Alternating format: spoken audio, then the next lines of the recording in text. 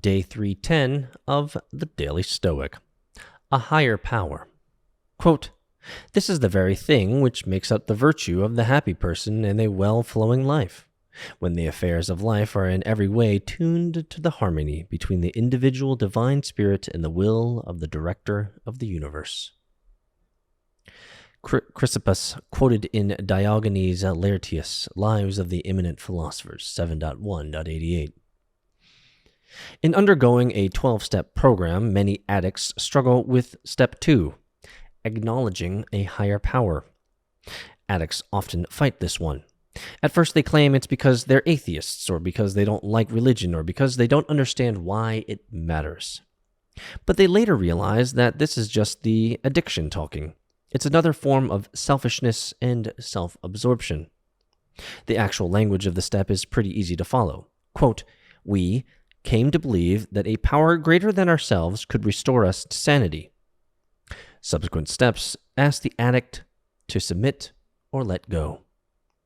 The second step really has less to do with God than the other steps, the letting go. It's about attuning to the universe and discarding the toxic idea that we're at the center of it. It's no wonder the Stoics are popular with those in 12-step programs. It's also clear that this wisdom is beneficial to all of us. You don't have to believe there is a God directing the universe.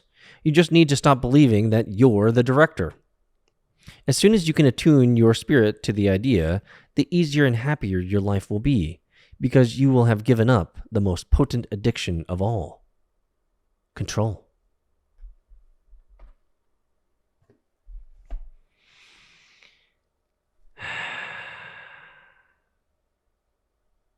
This is a hard one.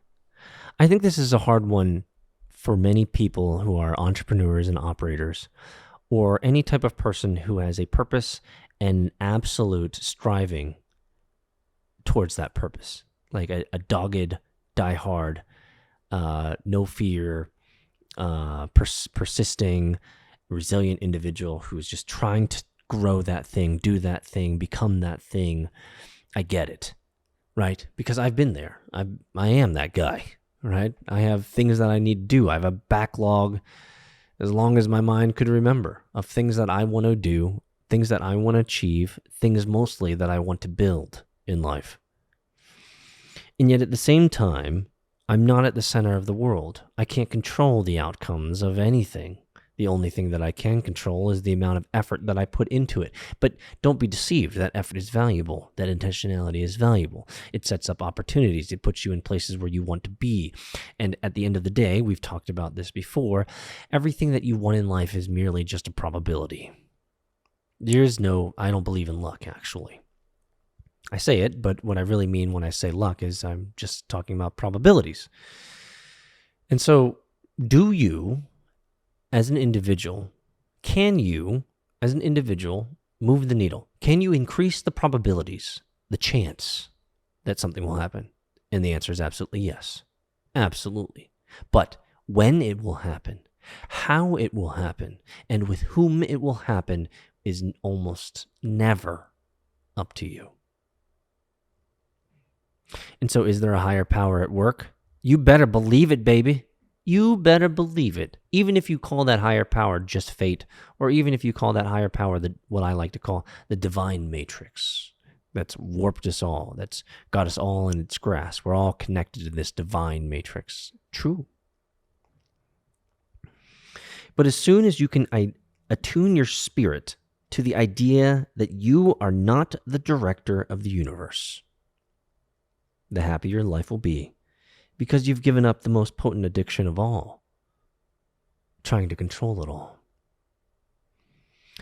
I think this is one of those lessons that we could be reminded of every single day, and it would never get boring.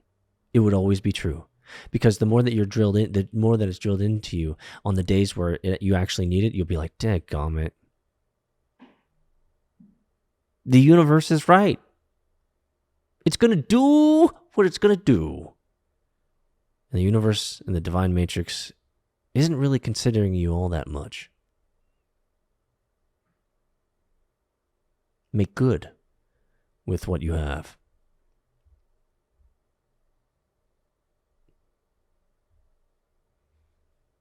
See you in Discord, MetaFam.